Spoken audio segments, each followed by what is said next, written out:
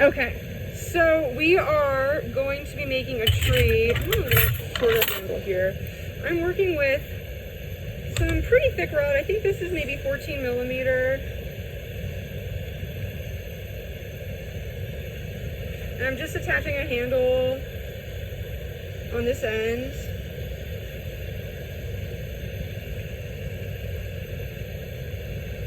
Where's Bill? There you are. You know, you talked about, you're making a tree that's networked, right? Yep. Cool. Alright. Say again? Not exactly a tree. Kind of a tree. Tree adjacent object. Plants, right. Alright, so I'm beginning down here. Now I just skipped from the top down here, so I'm doing that jumping around thing. So I'm just going to be kind of mindful about that.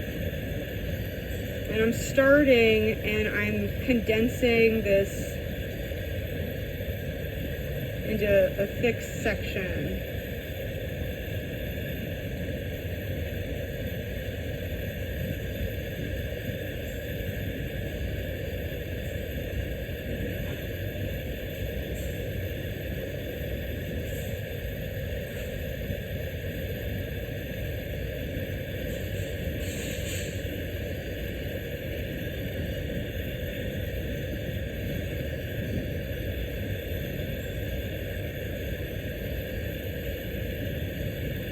Like a slightly thicker base, and I just want to make it a little organic looking.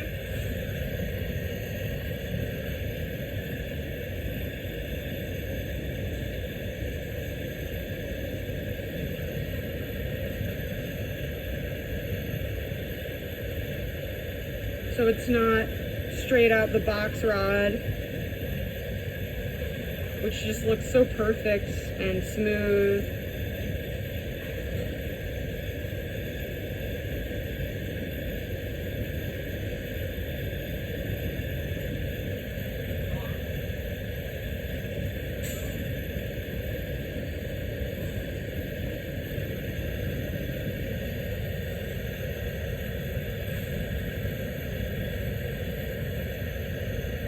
So with this kind of thing, we're kind of going against everything you've learned with all your practice of Maria's, where you're making on-center perfect shapes. We're working organically here. So the rules have kind of changed. We're not going for perfect lines, we're going for organic. That's kind of fun. I'm building some heat into this top section, pulling it out.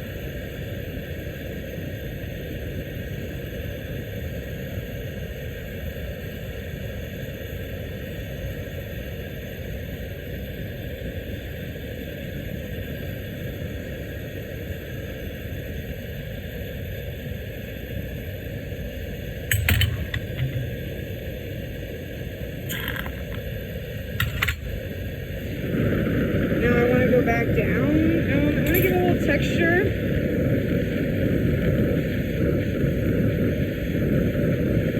So I'm just going to go in with my favorite tool, my knife.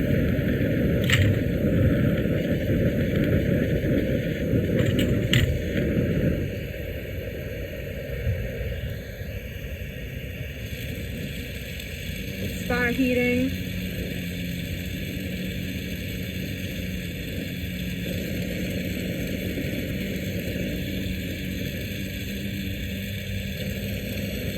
Give some surface texture.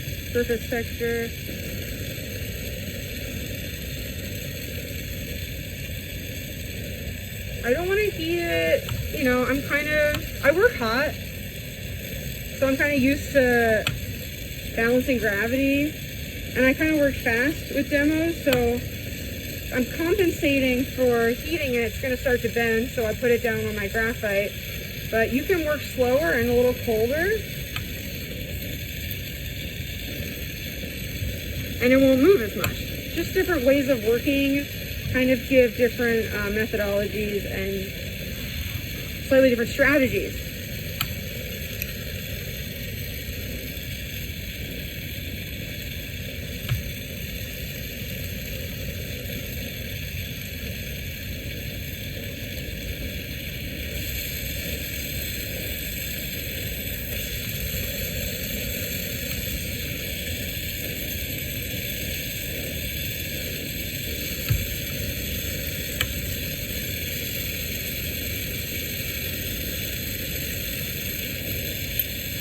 can like give it like a knot shape with my knife. Starts to look like wood. How's it looking on Jumbotron? That, can you see that? With my angle? Anyway, there is some texture in the surface of the wood.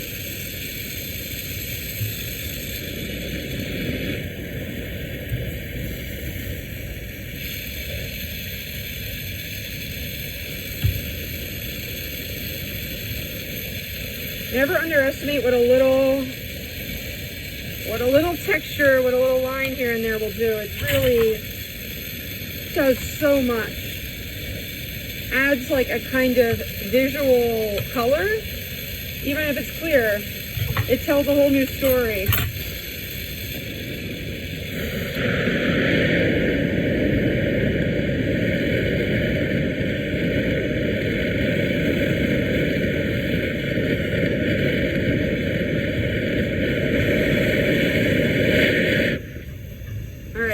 Start making my branches. It's a little thick. This is like a, I think this is like a 10 or 12 millimeter rod.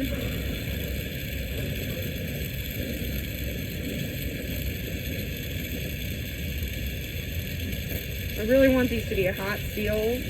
Getting it nice and hot. Stick it on, come out of the flame, let it set up.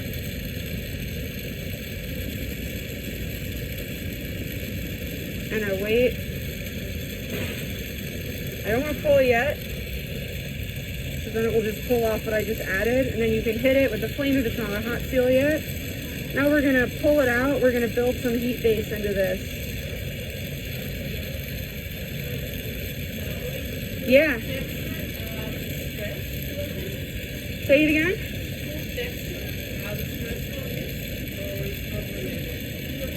Oh, the texture. Is the texture going to add stress? Yeah. Texture will add a little bit of stress because I'm kind of like heating it and then hitting it with like a cold knife. Adds a little bit. I'm not too concerned about it at this moment, but it is one of the reasons why I'm like using more of an annealing flame in between big movements.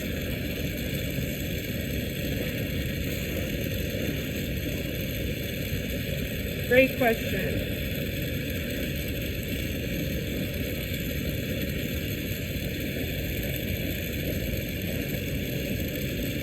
And if you have stress and your piece cracks, like, it's okay. You can fix it.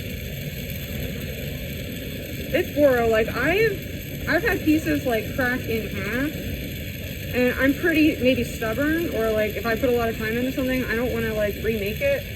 So I've gotten pretty good, or like I've gotten more stubborn about like not giving up on a piece, and if there's a crack, I will fix it. So never give up.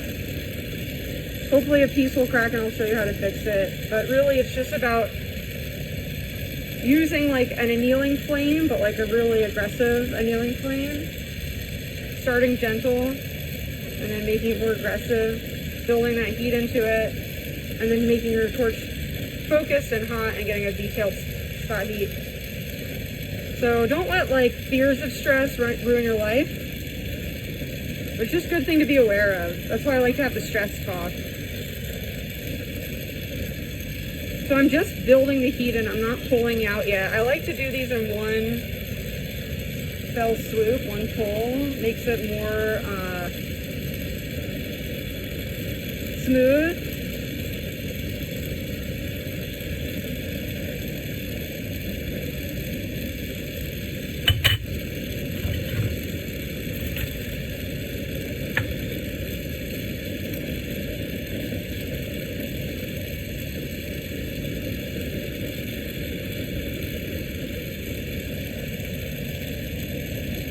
Doing a bridge, I kind of come out,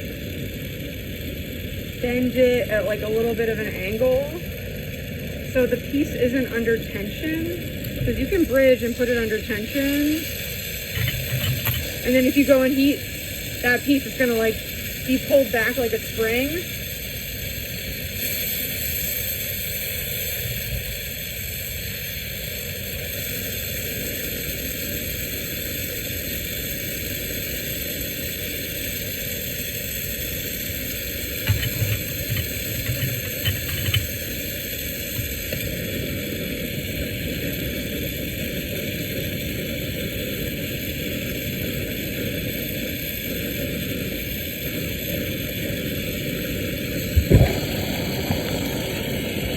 Any other questions or observations from this week? Anyone have any difficulty or anything you want to talk about? Anything fun happen? At all? Doesn't have to be about glass.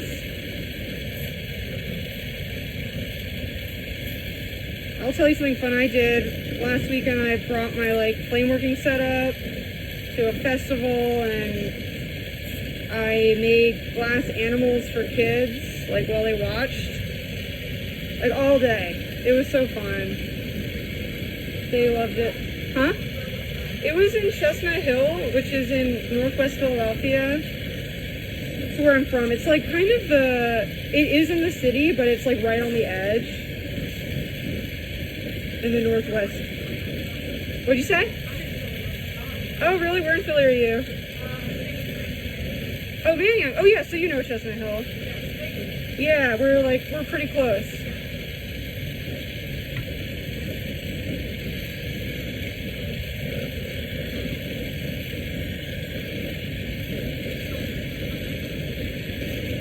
Say again? Oh, yeah. Somewhere in Salem County?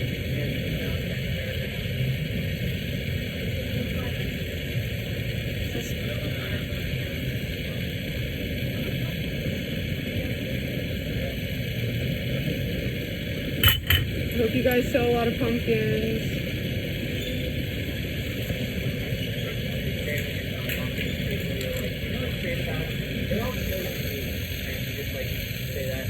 Yeah, you get your spiel, right?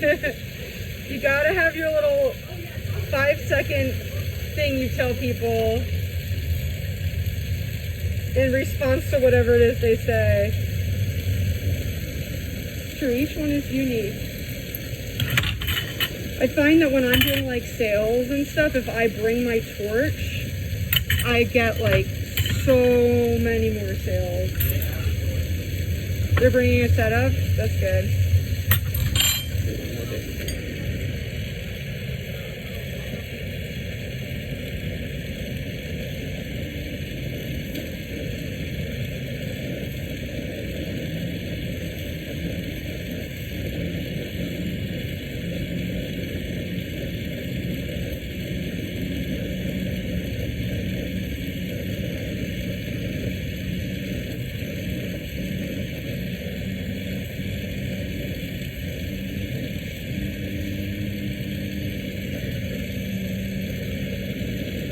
So if you're confident in your seals, you don't have to bridge. But if you're not, then just bridge. It's really that simple.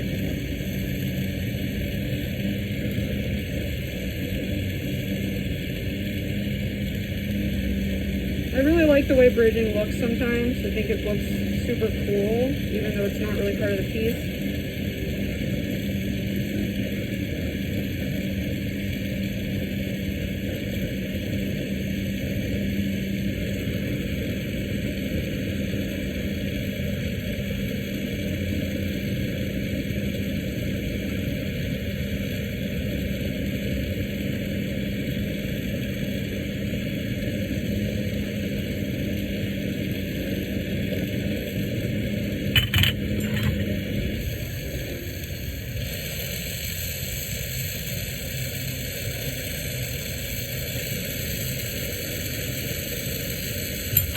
So we got our big branches down.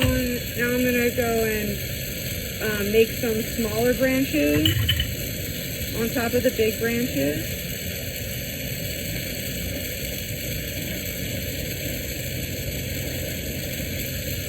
Kind of like a fractal, you make one part branching out, then you just make smaller parts of the same similar pattern, going down in scale.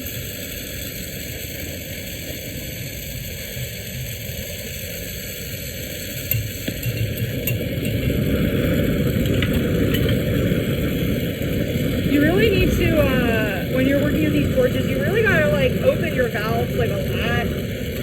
by the way, like if you just open them like a little bit, like 2 turns, you're not gonna get the full extent of firepower that you are gonna want.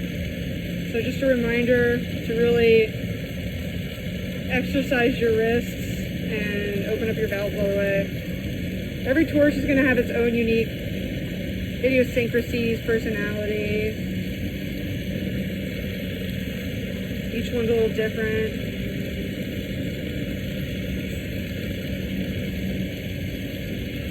So I'm heating up right above where that hot seal is. I don't want to heat where I just did the hot seal because that's still hot. I don't want to pull that out.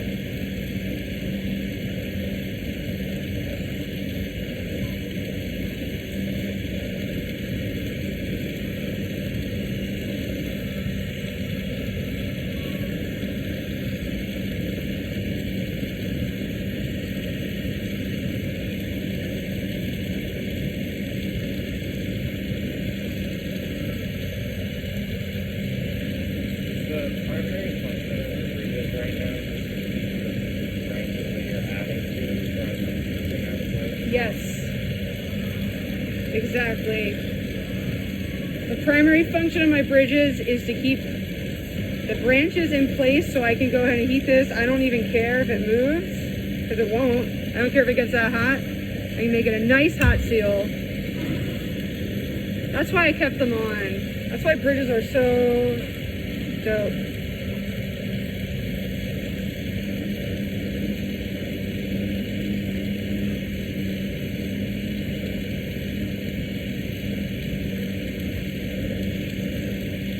This is kind of like a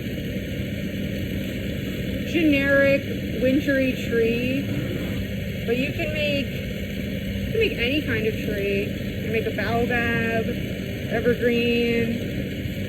You can like make a bunch of little tiny leaves. You can have it like blowing in the wind, like it's a thunderstorm. You can make a jewelry tree.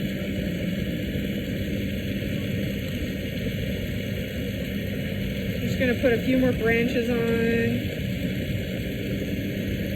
So this is the kind of thing that is going to be stressed out. So if I want to go take a break, get some coffee or something, put it in the kiln, garage it.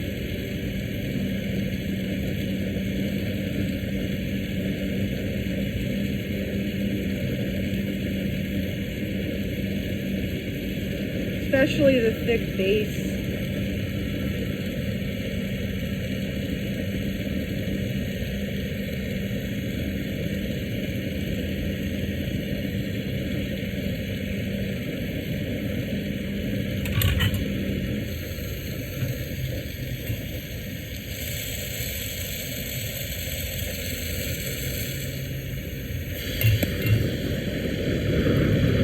Oh, yeah.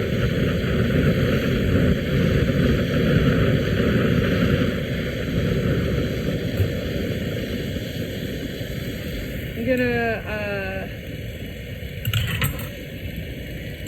add a couple, I'm gonna take some 4mm, add a couple little ones on top of the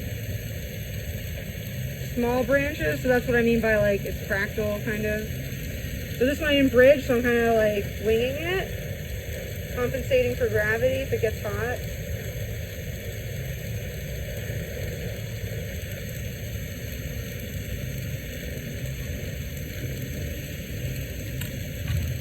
So whenever you have glass that you heat upside down in the flame, it gets round at the tip, right? You guys know what I'm talking about? Kind of like this alien finger thing. Do you see that? Yeah, it looks so weird. Unless I'm going for that, I always want to avoid that because I'm not making alien fingers. I want to pull it out, make it look nice and elegant. So what I'm doing is heat it, get a warm rod, heat it, tack it on, pull outside of the flame, then pull a little bit in the flame, and then I just terminate it right on the edge of the flame. So getting really nice, delicate edges is a great thing to strive for if you're doing something like an animal with wings or something. I prefer using rod instead of my tweezers. I just feel like so much more control, less clunky.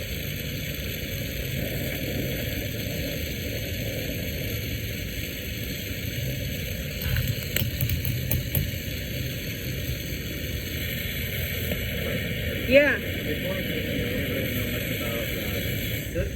Yeah. You can turn your glass a darker color because of the excess gas. Yeah, so the soot is just a result of having a reducing flame, reducing the oxygen. So if you have no oxygen, it will cover your piece in soot. That will wipe right off. It's not permanent. It will also burn off at annealing temperature, which is a great thing to know. If you cover your piece in soot, stick it in the kiln, you'll know it's been annealed when all the soot burns off. So you'll it's a great way to get a sense like, has a piece annealed yet?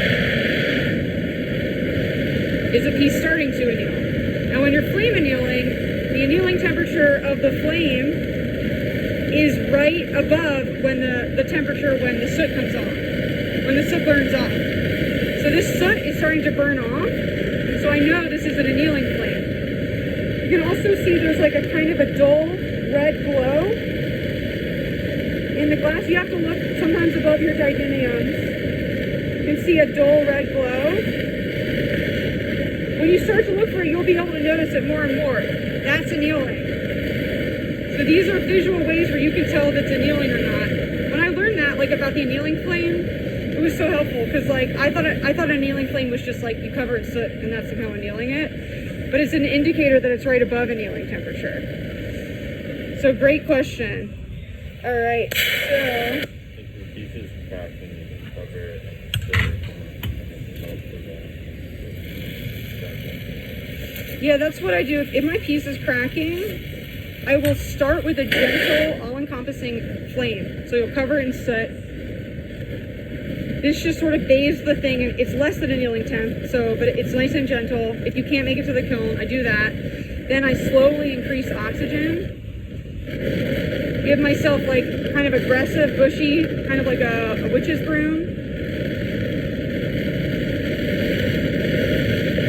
Until it gets to annealing temperature when the soot begins to burn off. You'll see that glow. And then if there's a crack in your piece, you'll see it start to get warmer and warmer and start to heal itself, potentially. Depends on if it's hollow or solid. And then you can go ahead and give yourself a focused flame, like that. So that's a great method if you have a piece that's cracked.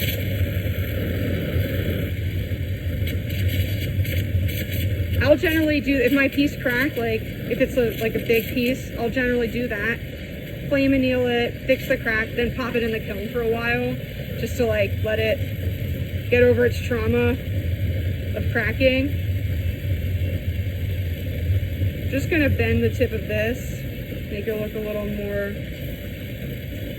organic.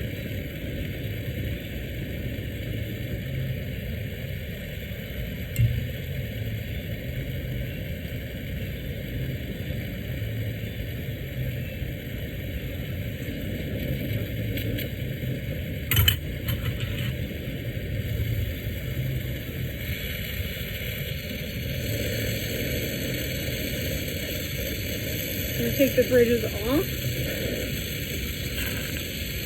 Great if you can like make your bridges kind of salvageable material. It's not always going to be the case, but like that might be usable still. Something like this, you can just melt it off in the middle.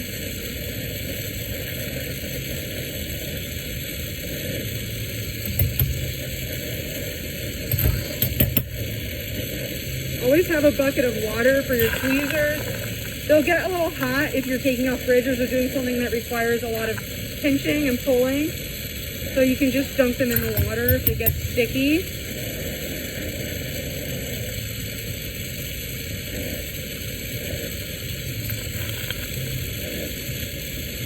Alright, so this piece is the tree. So this, when I want to make the bottom of the tree, I'm gonna, first I'll put it in the kiln, let it anneal for a while, and then I'm gonna take it out, let it cool down, so I can hold the tree in my hand. Then I can make the roots so it can stand.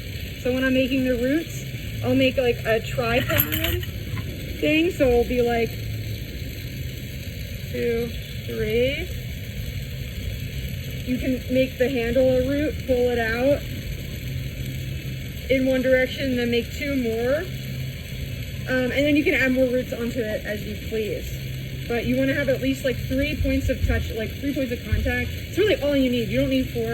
You can have 3, and then everything else is just kind of like decorative, kind of making it look complicated. Yeah. Because if it's thick enough, you can probably stick that in the kiln and let it support itself. But if it were thinner, would you use like supports? For putting in the kiln? Yeah.